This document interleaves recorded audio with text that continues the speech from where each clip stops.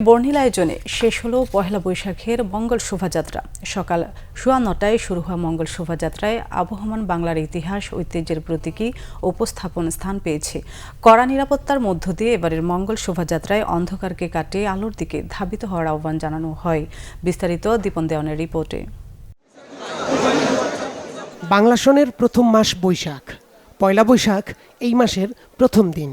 নববর্ষ বাঙালি জীবনে আনে নতুন স্বপ্ন, বেঁচে থাকার নতুন আশ্বাস। অন্ধকার ভেদ করে আলো ছড়াতে আমরা তো তিমির বিনাশী প্রতিপাদ্য নিয়ে এবছর মঙ্গল শোভাযাত্রায় পাখি, হাতি, ভোদর সহ বিভিন্ন রকমের শিল্পকর্ম মনে করিয়ে দেয় বাংলার ঐতিহ্য। বর্ণিল পোশাকে ঢাকের তালে তালে নেচে গেয়ে বাংলা নতুন বছরকে বরণ করে নেয় বাঙালিরা। ভালো লাগছে আমাদের বাঙালিদের ঐতিহ্য বাংলা নববর্ষ, সেটা উদযাপন করার জন্য। এই প্রজন্মকে আমরা বোঝাতে চাই যে মঙ্গল শোভাযাত্রা মানে হচ্ছে আমরা জাতির মঙ্গলের কামনার জন্যই কিন্তু আমরা এই শোভাযাত্রাটা করে থাকি। আমি অনেক ছোটবেলা আসছি, এরপরে অনেক ভিড় থাকে প্রায় সময়, তাই আর কি আসা হয় না। এবার আসতে পেরে খুব ভালো লাগতেছে, মানে এবার বলতে গেলে আমার মেমোরিজের মধ্যে ফার্স্ট টাইম আসা। শিশুদের মনে এই সংস্কৃতির মিলনধর্মিতার বীজটা রোপণ করে দেওয়া, তাদের মধ্যে হৃদয়ের মধ্যে যে সলতে আছে সেটাতে আলোর সংযোগ ঘটিয়ে দেওয়া, তাহলে আলো হয়ে জ্বলতে থাকবে, তখন অন্ধকার এমনি এমনি সরে যাবে। অন্ধকারের বিরুদ্ধে তরবারি দিয়ে লাভ হয় না। মঙ্গল শোভাযাত্রায় অনেক বিদেশিদেরও অংশ নিতে দেখা যায়। তাদের পোশাকেও ছিল বাঙালিয়ানার ছাপ। আমি এখানে অনেকবার আসছি। আমরা প্রত্যেক বছর আমরা এখানে আসবো।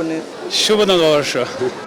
চারুকলা থেকে শুরু হওয়া মঙ্গল শোভাযাত্রায় অংশ নেন ঢাকা বিশ্ববিদ্যালয়ের উপাচার্য, সমাজ কল্যাণ মন্ত্রী, উত্তর সিটি কর্পোরেশনের মেয়র সহ বিভিন্ন পেশার মানুষ।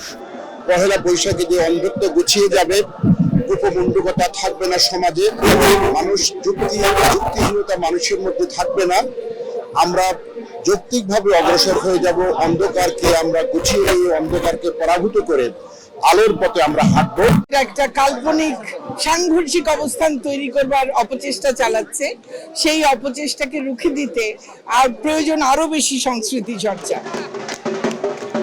বাঙালিয়ানার সাজে হাজারো উৎসবপ্রেমী মানুষের এই মঙ্গল শোভাযাত্রাটি চারুকলার সামনে থেকে শুরু হয়ে শাহবাগ শিশু পার্কের সামনে দিয়ে ঘুরে টিএসসিতে গিয়ে শেষ হয়। অন্ধকার ঘোচাতে ৮০ দশকে এই ঢাকা বিশ্ববিদ্যালয় থেকে যে শোভাযাত্রা বের হয়েছিল, ২০২৪ সালে এসেও আলোর পথে নিয়ে আসার জন্য আবারও সেই মঙ্গল শোভাযাত্রা। শান্তি ও সমৃদ্ধির পথে বাঙালি যেন আরো অনেক দূরে এগিয়ে যায়, এমন প্রত্যাশাই করেছেন এই মঙ্গল শোভাযাত্রায় অংশ নেওয়া সাধারণ মানুষ। দীপন দেওয়ান, বাংলা ভিশন, ঢাকা।